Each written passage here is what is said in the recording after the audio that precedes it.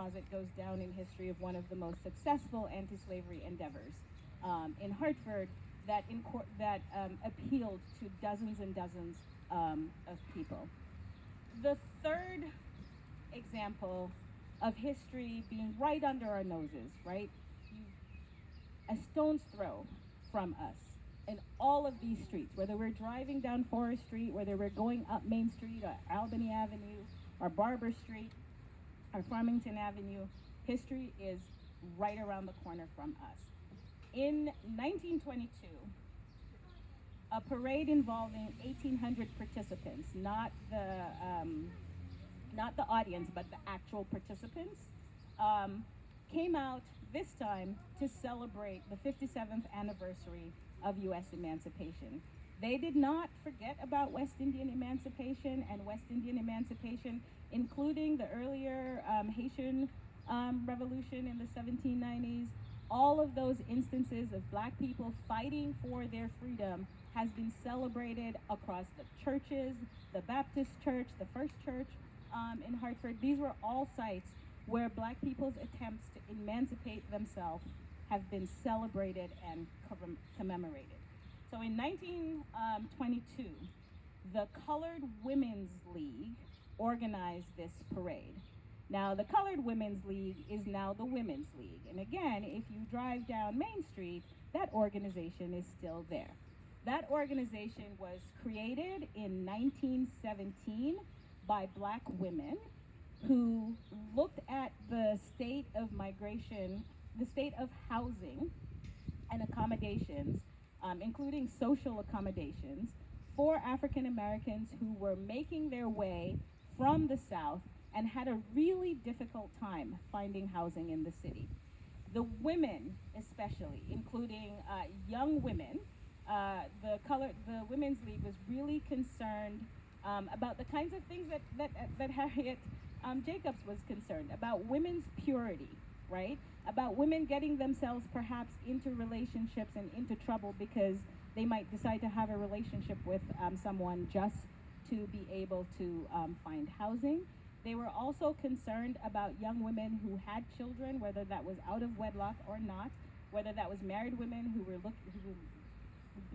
looking for childcare, or single women who had children and needed childcare in order to work. This was the cause of the Women's League. They wanted to accommodate the needs of women.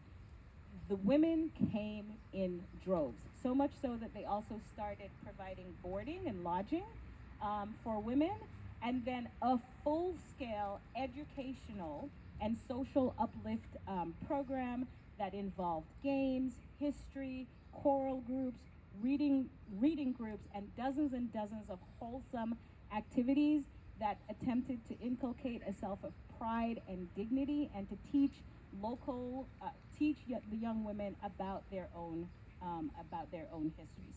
And so just 4 years after this organization was created, they came up with the idea to honor the longer history of the fight for freedom and autonomy in Hartford. And they decided that they were going to have a parade starting on Main Street. They were on Avon Street, which was near Main Street.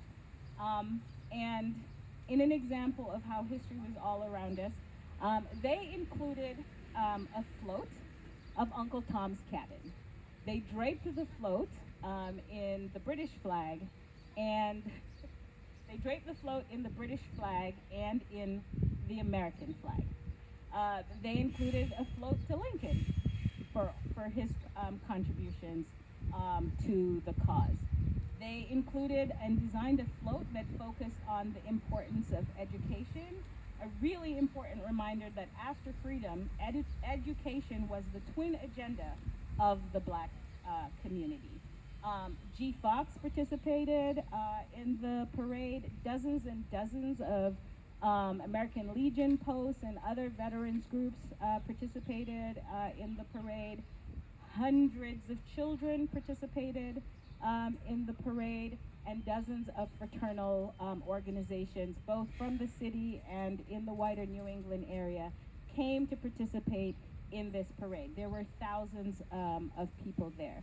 So in addition to the Lincoln float, the Uncle Tom's float, and the float on education, they also had a float dedicated to the Universal Negro Improvement Association, which was Marcus Garvey's organization that started in 1914 and actually chartered 2 branches here in the city of Hartford. So the UNIA was also honored with a float.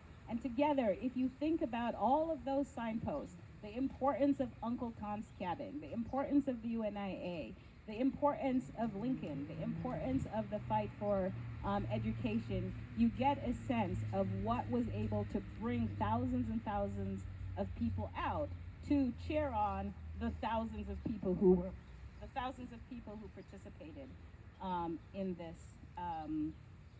this parade. And so, as I think about the Women's League, which is still there on Main Street, as I think about the history of Nook Farm and the people who came together, as I think about someone like Frances Gillette, who became an abolitionist before it was popular to do so, and faced a huge risk, personal risk, to himself and his reputation. I am emboldened, and I have such deep hope for the many, many, many people and all of the collective actions that they took to make freedom and dignity a reality for folks. And so I want to close out this part of my talk by trying to pull some of the threads together from the rest of the speakers. So of course, the first theme is that history is all around us. Throw a stone this way or that, and you will find Black people and white allies engaged in everyday acts of refusal, resistance, and resilience. Number 2, America, the history of America, the history of this great country is a collective biography of our hopes, our dreams, our fears, and our triumphs.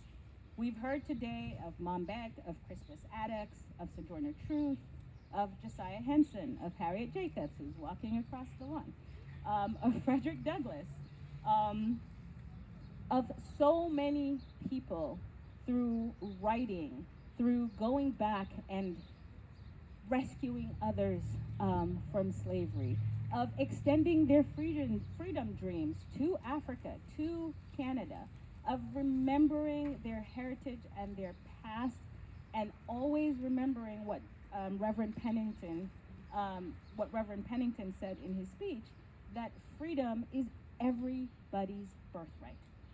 Number 3, commemoration, co-memory, is about making memories together.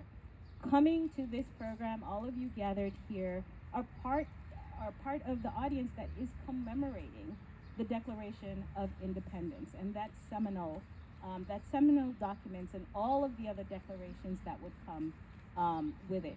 Thank you for being here, and please continue to participate in all of the events for the rest of America 250th that is attempting to shine a spotlight on the truth and to remind us that the fabric of America is much better for all of our efforts. Number 4, there'll be 6 for like the 6,000 declarations.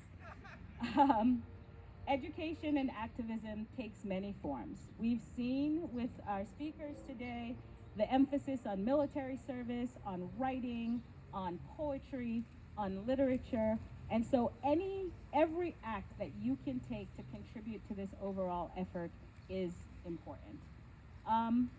Number 5, freedom is not just an ideal. It's a living, breathing thing that took place through flight, through self-purchase, through fugitivity, and through hope. Whether you had to wait in an attic or whether you had to wade in a swamp, whether you had to steal yourself away in the middle of the night, whether you stole yourself away and then put yourself at risk to go back and bring others, freedom is an active, living, breathing thing. Black people knew that, and they have never forgotten.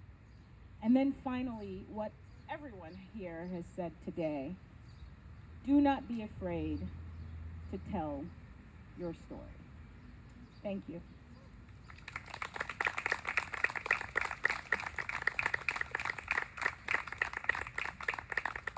Questions?